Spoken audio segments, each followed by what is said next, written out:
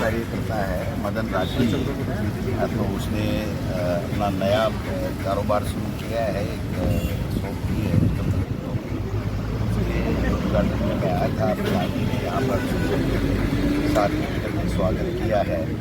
मैं उनको धन्यवाद देना चाहता हूँ और एक ही बात निवेदन करना चाहता हूँ कि सरकार 1.5 साल से फेल है, काम कुछ कर नहीं रही है। पंचायती राज और नगर निकाय के चुनाव में करवा नहीं पा रहे हैं।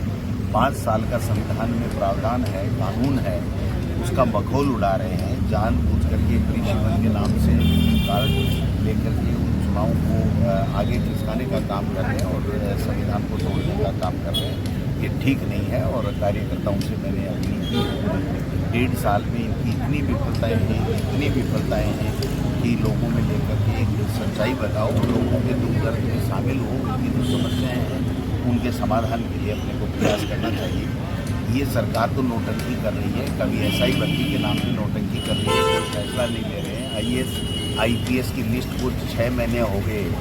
1 जनवरी को हमेशा ही प्रमोशन होने के बाद में लिस्ट आती है। आज जून चल रहा है, आप समझ सकते हैं।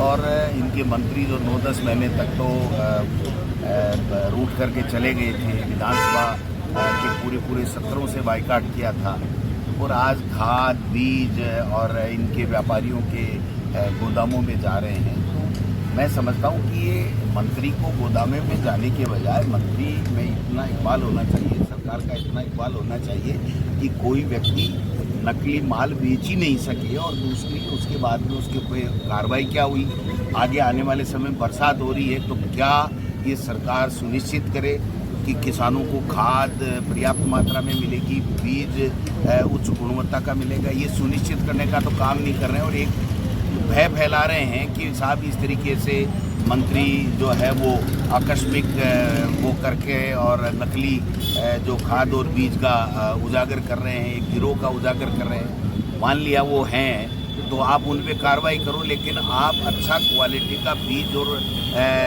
जो है वो खाद, ओरिजिनल खाद उपलब्ध कराने की आपकी क्या रणनीति है, क्या सरकार की कार्य योजना है, उसके ऊपर भी सरकार को बताना चाहिए। केवल सस्पेंस क्रिएट करके और सारे खाद और बीजों को नकली बता करके आप किसान को बड़ी मुसीबत में डाल रहे हैं। तो इसको भी सरकार को इसको देखना चाहिए।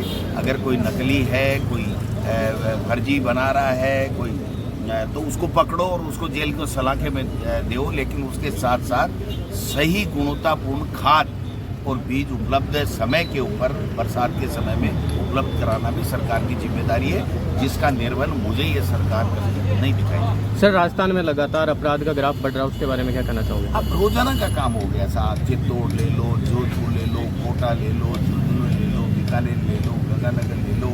रोजाना आए दिन माफिया, बजरी माफिया, भू माफिया पिटाई कर रहे हैं, सरेआम गोली मार करके हत्याएँ कर रहे हैं, पैसे लूट के ले जा रहे हैं। व्यापारी सुरक्षित नहीं है, आम व्यक्ति सुरक्षित नहीं है, हमारी माँ बहनें सुरक्षित नहीं है।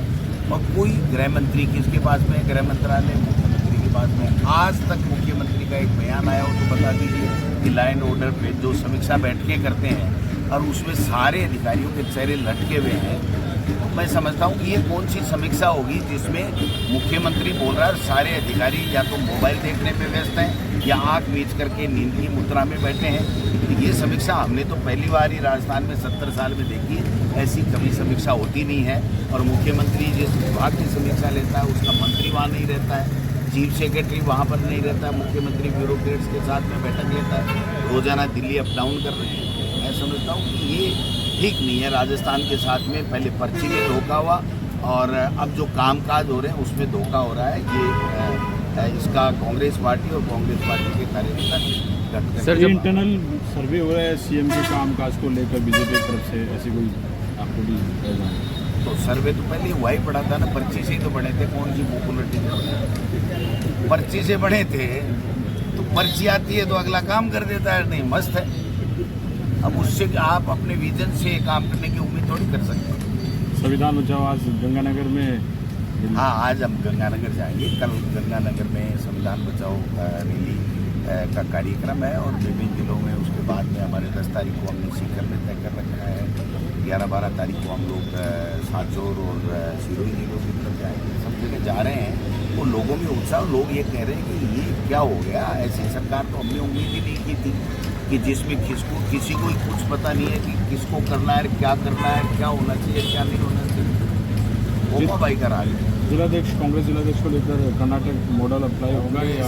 देखिए, ये पार्टी आलाकमान का काम है किस तरह से। हमारे यहाँ 12-13 जिलाध्यक्ष, अभी तो नए जिले 10-11 बन गए और 2 जिलाध्यक्ष पहले से अजमेर के और एक बाड़मेर का जिलाध्यक्ष का पद खाली अपने कार्यकारी जिलाध्यक्ष बना रखे हैं। अब पार्टी आलाकमान का है कि ये व्यक्तियों की पूर्ति करती है या जो है नए तरीके से सब पे पुनर्गठन करती है। ये पार्टी आलाकमान का विषय है, वो जैसा करेंगे हम लोग।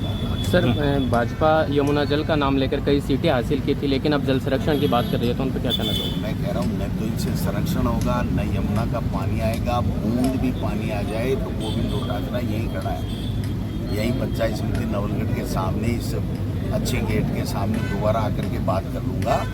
एक बूंद भी अगर भजन लाल जी के रहते हुए इस भाजपा सरकार यमुना का जल शेखावाटी के चूरू और सीकर को दे दे तो मुझे बता देना, इनके खुद की आंखों में पानी आ जाएगा, चेहरे पे नूर नहीं है, बिल्कुल उदास मुझे कब पर्ची आ जाए, इस आशंका में डरे हुए माहौल में बैठे हैं और लोग प्रताड़ित हो रहे हैं। धन्यवाद। ठीक है साहब।